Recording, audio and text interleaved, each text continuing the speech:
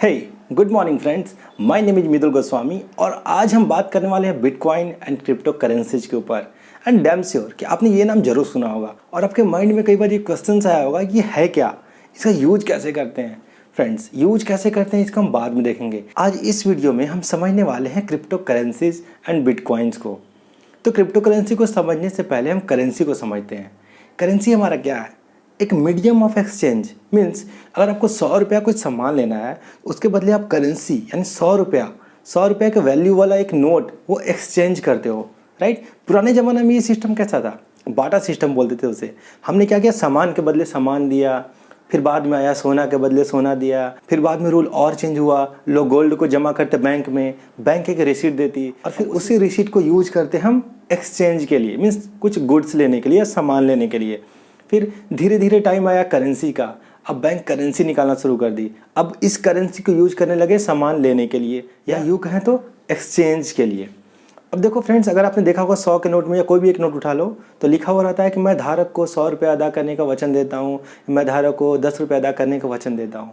Means government ये बता रही है कि इस नोट की वैल्यू इतनी है। अगर ये 100 रुपये की नोट है तो इसकी वैल्यू 100 रुपये है और हमें 100 रुपये की वैल्यू वाली कोई सामान हम खरीद सकते हैं या कहो तो एक्सचेंज कर सकते हैं। और फिर बाद में टेक्नोलॉजी और अपग्रेड होती गई और फिर टाइम आया डिजिटल करेंसी की। और डीमोनेटाइजेशन के बाद डिजिटल करेंसी तो काफ़ी बूम पर चलता जा रहा है। लोग अपने दो शॉप पर, हो सकता है पर्सनल यूज के लिए, हर जगह डिजिटल करेंसी का यूज करना स्टार्ट कर दिए हैं। एग्जाम्पल अगर आप बात करते हैं फ़ोनपे की, पेटीएम की, भीम ऐप की, सब क्या डिजिटल करेंसी। हम 100 रुपया नोट ट्रांसफ़र नहीं करते हैं हार्ड फॉर्म में, हमने सॉफ्ट फॉर्म में पैसा ट्रांसफ़र किया, उसकी वैल्यू का हमने कोई सामान ले लिया, ठीक है। बट यहाँ पे एक प्रॉब्लम क्या होती है कि इसे रेगुलेट करती है बैंक। अगर आपको इंडिया से अमेरिका अगर पैसा भेजना है तो आप क्या करोगे?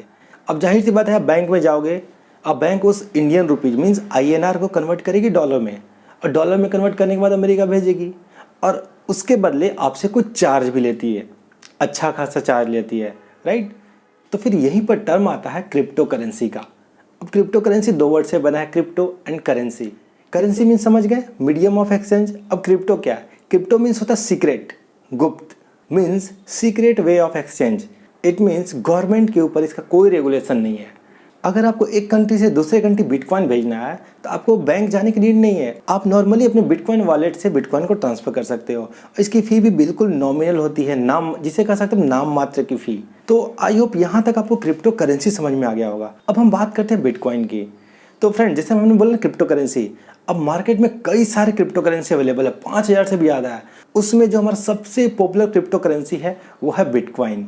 अब बिटकॉइन के साथ साथ ऐसे और भी क्रिप्टो करेंसी हैं जो बून होने के कगार पर हैं, like Litecoin, Dogecoin, ripple, Ethereum and so on. तो आई होप यहाँ तक आपको क्लियर हो गया होगा क्रिप्टो करेंसी क्या है, सीक्रेट वे ऑफ एक्सचेंज है, बिटकॉइन क्या है, हमारा क्रिप्टो करेंसी का एक पार्ट है। तो यहाँ पे कोई कन्फ्यूजन नहीं होना चाहिए आपको, ठीक है। अब हम बात करते हैं इसके प्रोज एंड कॉन्स की। हर एक चीज़ का हमारा अच्छा या बुराई होता है ना, इसकी क्या प्रोज है, इसकी क्या कॉन्स है।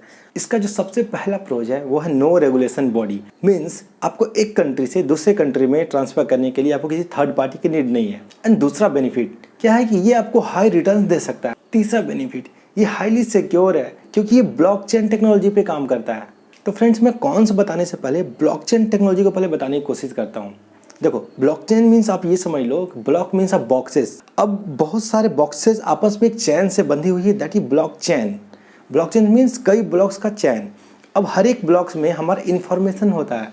इन्फॉर्मेशन क्या होता है? हमारा सेंडर का डिटेल्स, जिसे हम बिटकॉइन भेज रहे हैं उसका डिटेल्स, मीन्स सेंडर का डिटेल्स, रिसीवर का डिटेल्स, कितना अमाउंट में ट्रांजैक्शन हो रहा है, कितनी बार ट्रांजैक्शन हो रहा है, वो सारे डिटेल्स हर एक ब्लॉक में स्टोर होते हैं। अब इसका प्रोसेस क्या है कि एक ब्लॉक फुल होता है तो फिर इन्फॉर्मेशन जाता है दूसरे ब्लॉक में, दूसरा फुल हुआ तीसरे ब्लॉक में, ऐसे करते करते ही वो आगे बढ़ता रहता है।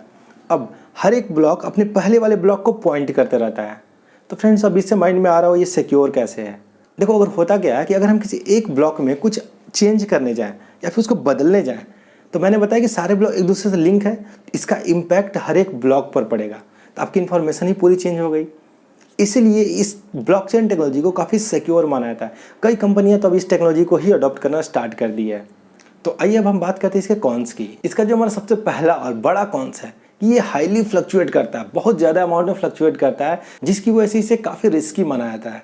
और दूसरा कॉन्स ये है कि जैसे मैंने बोला इसका कोई रेगुलेशन बॉडी नहीं है, तो मैंने इसका प्रोज भी बताया, बट इसका एक कॉन्स भी है कि लोग इसे इलीगल कामों के लिए भी यूज कर सकते हैं। और तीसरा, इसमें कोई रिफंड नहीं होती है। मान लो कि अगर आपको मुझे बिटकॉइन भेजना है, ठीक है, तो आपको 100 बिटकॉइन मुझे भेजना है, एग्जाम्पल के तौर पर ले रहा हूँ, हालांकि ये भी पॉसिबल नहीं है 100 बिटकॉइन भेजना, बट अगर आपको 100 बिटकॉइन मुझे भेजना, गलती से आपने मेरे जगह पर किसी और को भेज दिया, अब वो रिफंड नहीं हो सकती है। अगर इसे कोई रेगुलेट कर रहा होता है, जैसे बैंक को कोई रेगुलेट करता है, अगर हमने गलती से किसी गलत पर्सन को ट्रांजैक्शन कर दिया, तो हम बैंक में कंप्लेन करके एक होप होती है कि शायद वो हमें रिवर्ट हो जाए, बट यहाँ पर किसी प्रकार की कोई होप भी नहीं है। एक बार गया सो गया। तो ये थे कुछ pros and cons. I hope आपको बिटकॉइन एंड क्रिप्टो करेंसी का कॉन्सेप्ट अब बिल्कुल क्लियर हो गया होगा, आपके माइंड में डाउट नहीं होंगे ये होता क्या है। हाँ फ्रेंड्स, यहाँ पे मैंने किसी टेक्निकल टर्म को बहुत ज़्यादा यूज़ नहीं किया। मैंने ये नहीं बोला कि बिटकॉइन की माइनिंग करते हैं, ब्लॉकचेन टेक्नोलॉजी को पूरा डिटेल में घुस के मैं आपको नहीं बताया हूँ। मैं आपको वो बताया हूँ कि आप एक आइडिया ले सको, क्योंकि अगर आपको आइडिया हो गया तो आप आगे जाकर रिसर्च कर सकते हो।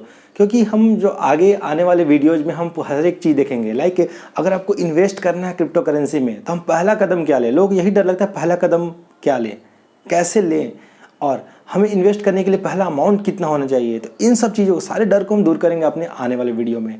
तो इस वीडियो में फिलहाल बस इतना ही, मिलते हैं हम अगले वीडियो में। हमारे वीडियो में अंत तक बने रहने के लिए आपको बहुत बहुत धन्यवाद।